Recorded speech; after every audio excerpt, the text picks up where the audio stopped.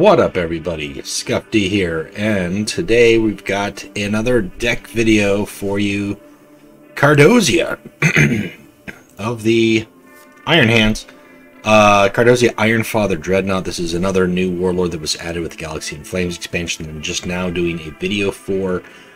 I actually kind of sort of did a little bit of a video when I first played him on the Steam stream. About a month or two ago, 2 months ago, maybe even 3 months ago at this point. And that was with the very first iteration of the Iron Hands mission, the Sons of Medusa, trying to get that to work, and it was a different reward. The trigger was harder to get. We made a fun video trying to figure out how to make it work, and ultimately getting it to go off and deciding that it wasn't great. But then the mission was revised, and I figured I'd give it a second go. I played Kardozia without the mission, and that was okay. I don't mind his ability at all. It's actually a pretty nice ability.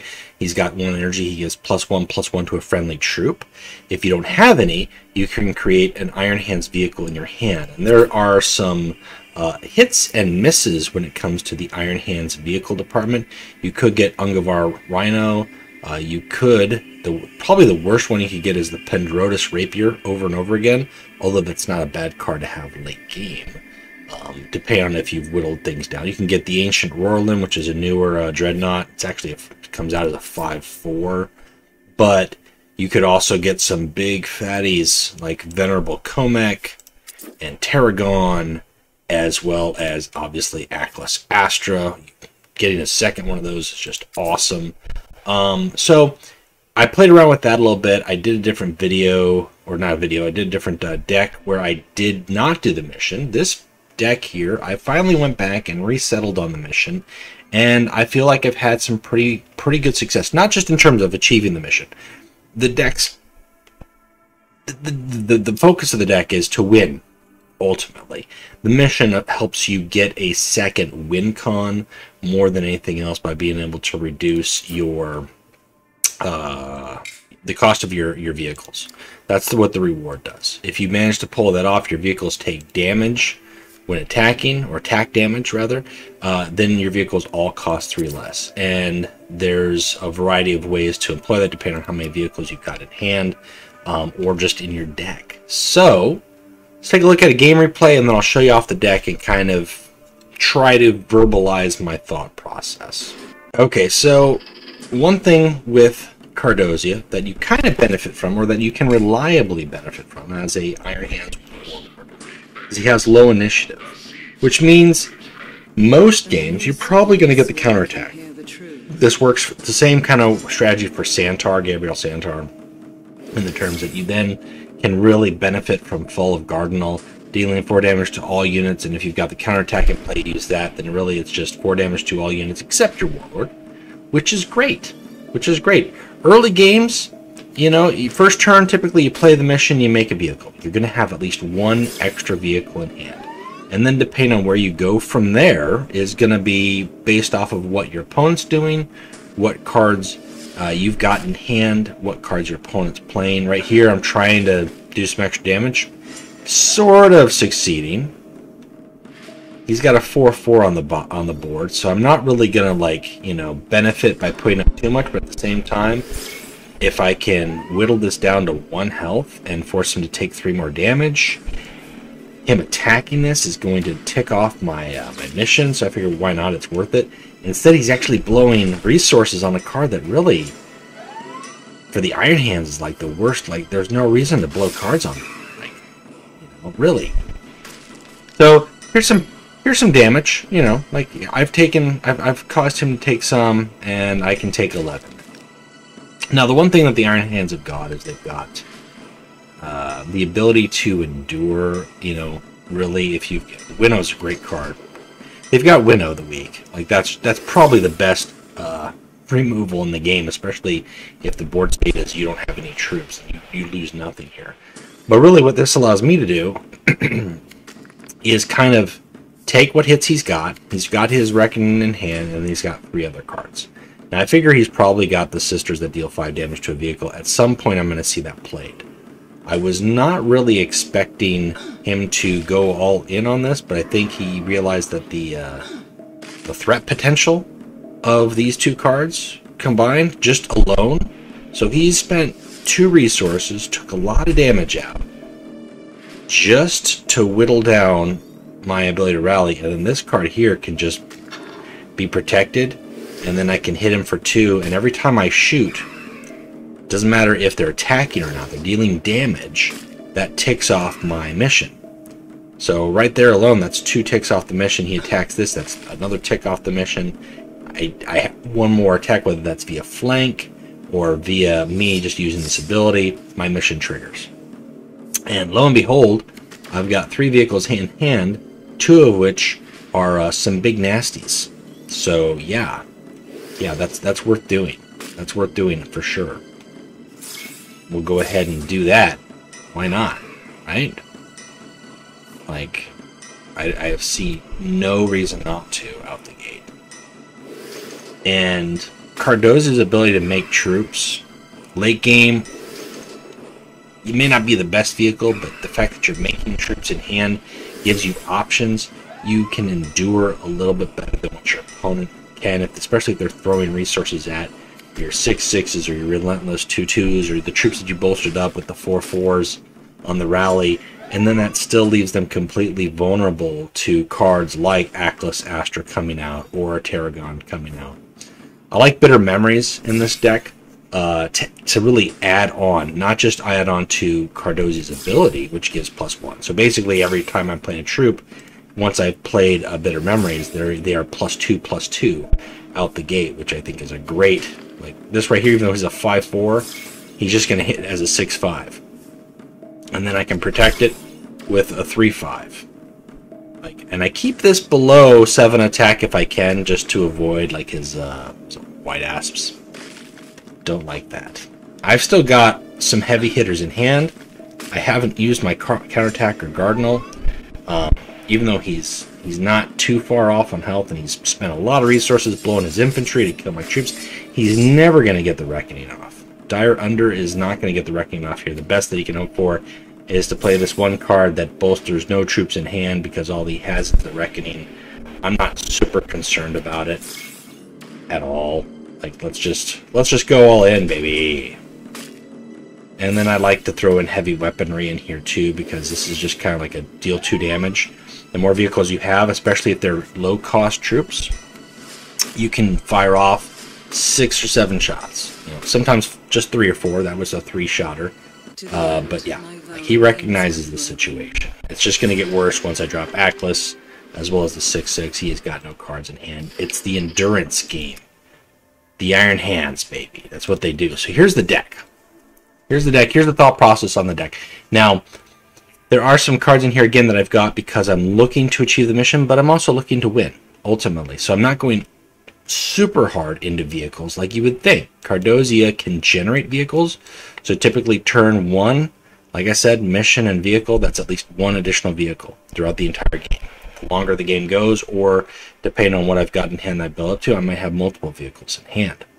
I have a drilling sight in my hand to help me play not necessarily a vehicle on curve, but to either play like a Sistar and a buff, or to play a Bitter Memories and use my ability, or just play Bitter Memories at 3 energy out the gate. Like, that's a great start to then just really start snowballing us quicker than possible. So, that I just 1 copy of it. In addition to that, Asteroid's Belt helps. I don't have a lot of high costs. You'll actually see I don't have a whole lot of high costs, but what I do have is a couple of high cost cards, the Hammer and Atlas, and then I've got Kardozia, who will very likely be making 5+ cost cards. Not every turn, but periodically. Moreover, the more energy I have later game, then I can combo cards like heavy weaponry, or I can play an Atlas Extra at reduced cost because I've triggered the mission, as well as an Ungvar Rhino or a Bana Squad, or Bana Squad into Atlas at that point. I've only got 1 Bana Squad in here because I really felt like I only needed 1. I got a lot of vehicles, and I'm making vehicles. I don't want to overdraw my deck. I've also got Sistar in here. It kind of helps get the reduced cost. Ungvar Rhino is a frontline, so it's going to take damage, either be flanking or attacking or whatever. And if it survives, it's giving longevity health to Kardozia. Ancient Merlin is not a great card. Like, don't get me wrong. Like, it's a 5/4 for 4 energy. That's not great, but it is a vehicle, which works for the mission. And it's a 4 energy drop at 5, so it can't be bounced. So it's going to generate a response, whether that's via tactics or flanking troops. Flanking troops work for my mission if they're flanking into my vehicles. So he's in there for that. If I wasn't doing the mission, I probably would scrap Ancient Merlin altogether. Like, period. Like, but that's... We can talk about what cards you might want to consider after the fact. And as I said, I've got 2 better memories. I do not have the Servo Harness in this deck, nor do I have the Medusan Carapace. I want Frontline, which is why I've got 2 Captain Kagos. It's why I've got the Urloks in here, actually, for extra Frontline that I can buff into a 2/6, maybe a 3/7 if I've got double bitter memories out there, or a 4/8 if I've got 2 bitter. Yeah, 2 bitter is +2/+2, +3, so there's a 4. 4/8. Jeez. Manifest Destiny's in here in a pinch to throw it down with conjunction of the counterattack if I need to. So I still have some 5 extra health. I found that some games I just needed that 5 health to survive a clear and take advantage, and that's really why I've got Manifest Destiny. You could sub this for the Wonders of Tizca, but I feel like Survivor's better than just 4 extra health. Dare Squad is just a solid rally and relentless troop. Kagos again, and the Hammer. And the Hammer is just great. Board clear as well as possibly an end game scenario. So there are some classic Iron Hands cards that I don't have in this deck. But again, because the deck is themed for the mission, because that's my focus, I'm okay with that. So this is okay. I'm not a fan of having the Cardinal, but when I'm going against Camba Diaz, I'm going to keep it, because I found that having 1 copy of Fall of Cardinal is just not enough, and having 2 copies sometimes is still not enough in some matchups. So when you get it and you've got the counterattack as a given, keep it. Like, it's worth it. Like, if he invests a lot, you know, this is a game where I'm not using my ability first turn. It's one of the few games where I'll do that, because you kind of have to. Your opponent is forcing these responses on you.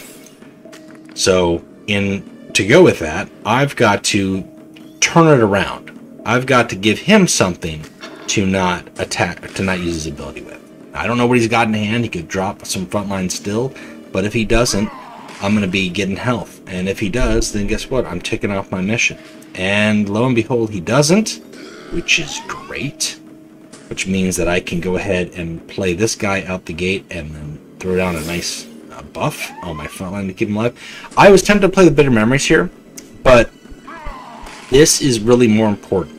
In this game here, if he throws down that's a wasted play. Like, I have no idea why he did that, or if he just didn't realize that this guy can go ahead and pepper behind the backside. And I've got some extra health here, and it's like, great, thanks. I'll just kill your turrets. You've got a front line, sure, but I just happen to have gotten 2 ticks off my mission.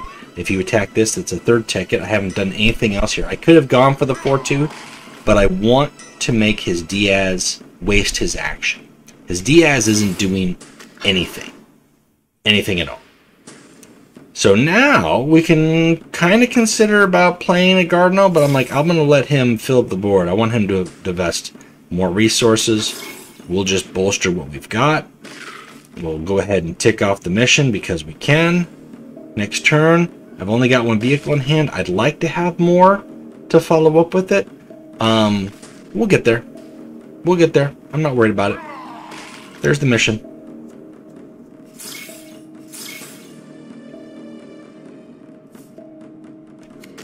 And not too bad, like, for Diaz. He's thinking, I'm sitting pretty.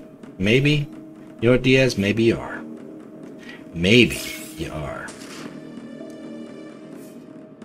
I thought about shooting here, but I figure once I wipe out most of the stuff, I will use my ability to generate a troop, and then just have the mission out there so I've got some stuff to work with on my next turn. Maximize my my energy, because I can do that a 2nd time.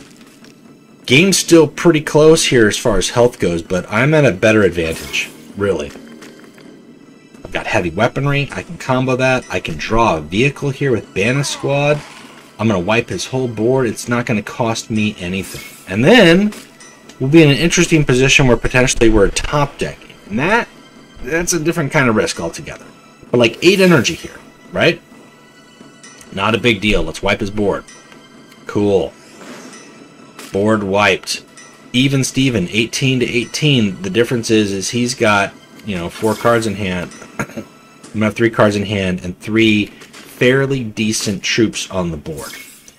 That, you know, a single Retribution is not going to handle. A Whirlwind is not going to handle. Like, I'm sitting good. And I haven't even played heavy weaponry yet.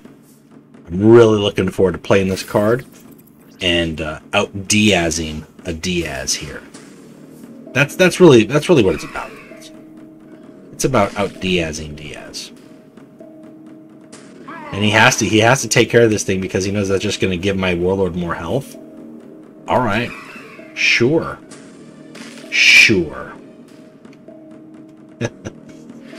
This is just where it gets like it's just good.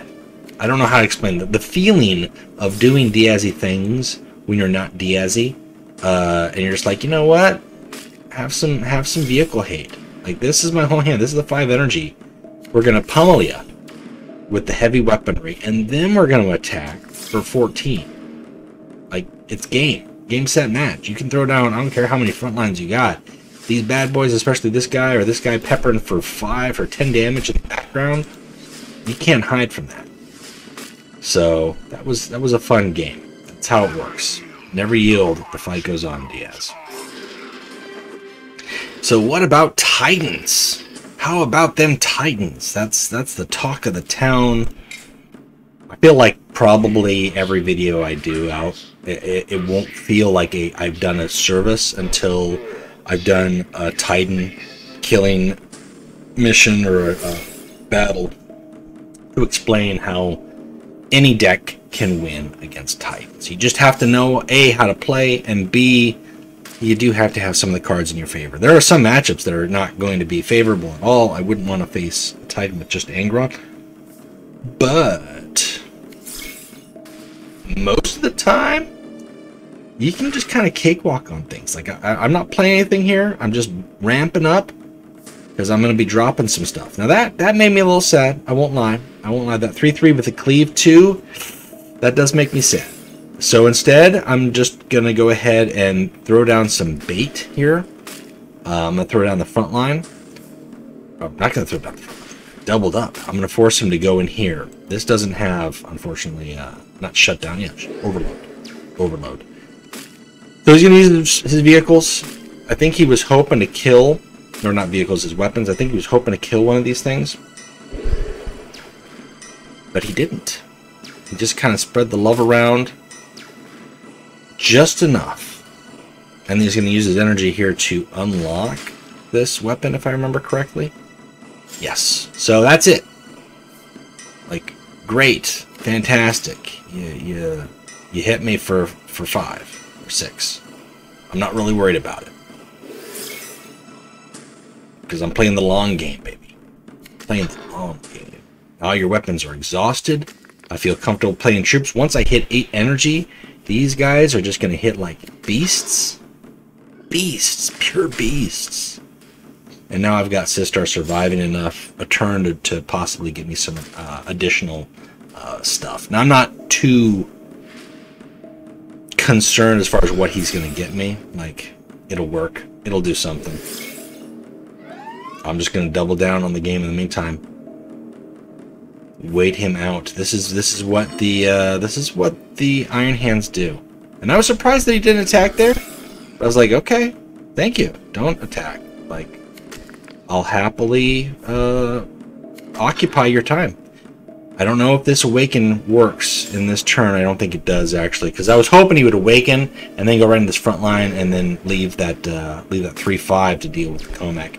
Now, this is one of those, like, the Titans have got a lot of ordnance, so I am a little concerned with it, knowing that he can just deal 5, but the fact that he's got overload, or the fact that he's only got so much energy in a turn, and I've got a lot of vehicles that I just made for free, that haven't even come out of my deck yet.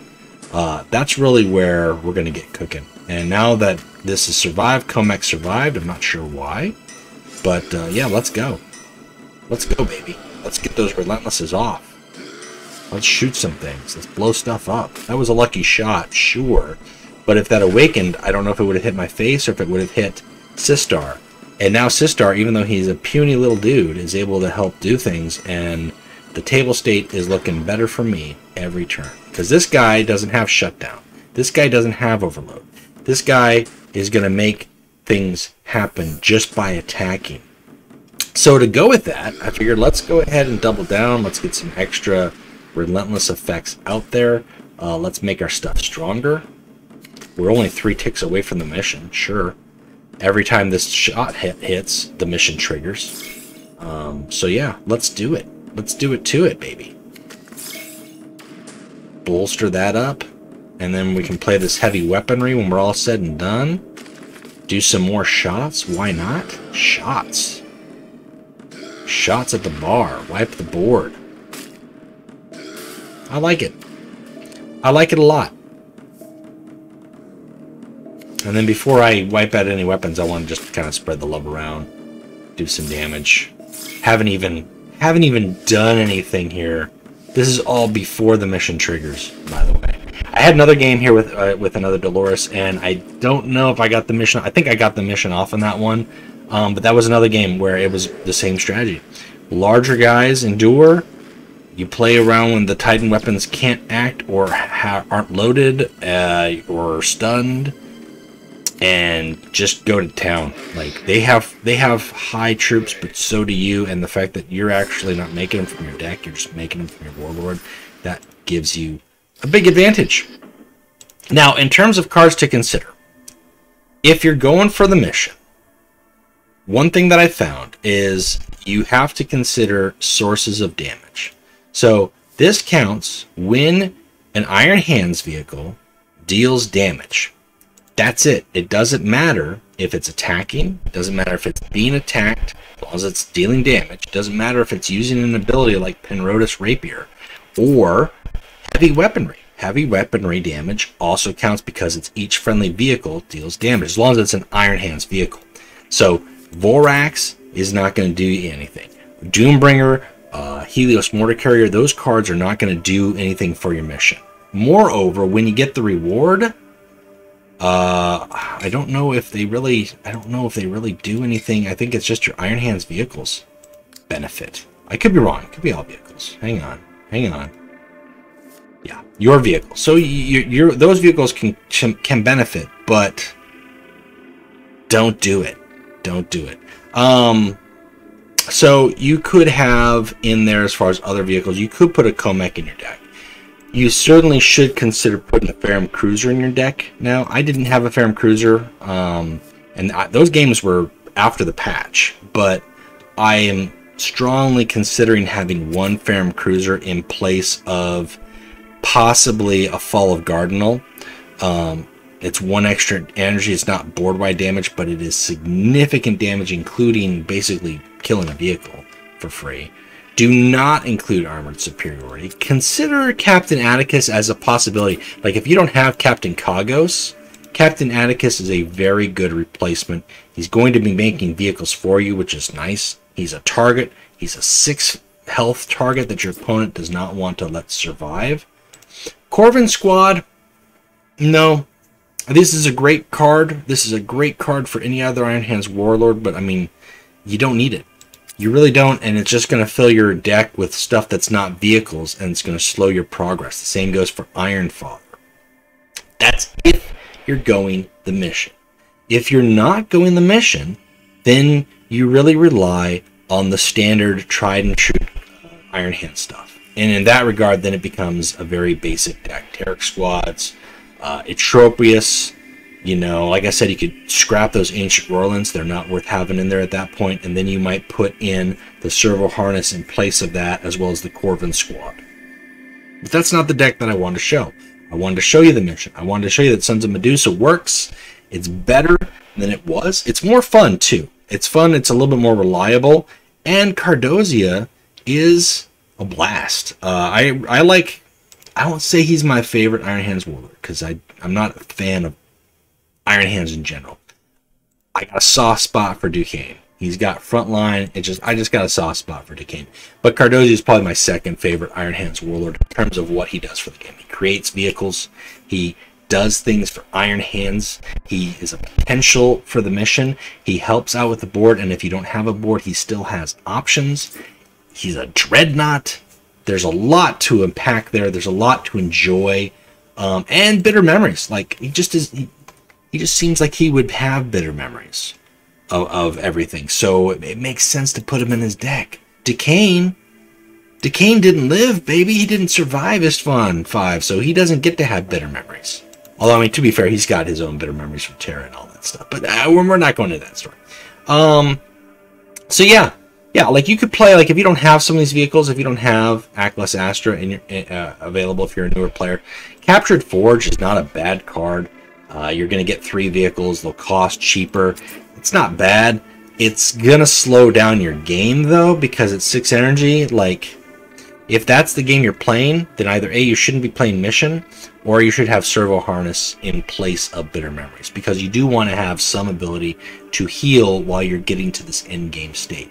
What I have in place of healing is large troops that really my opponent wants to throw stuff at, or frontline to help stall, as well as bolster my end game if they happen to survive. So that's my approach. That's my thoughts. Let me know what you guys think. Have you played Kardozia? Do you enjoy Kardozia? Are you an Iron Hands fan? Do you have bitter memories? Have you raised the storm? Do not put the storm in your deck. Just don't do it. Just don't do it, guys.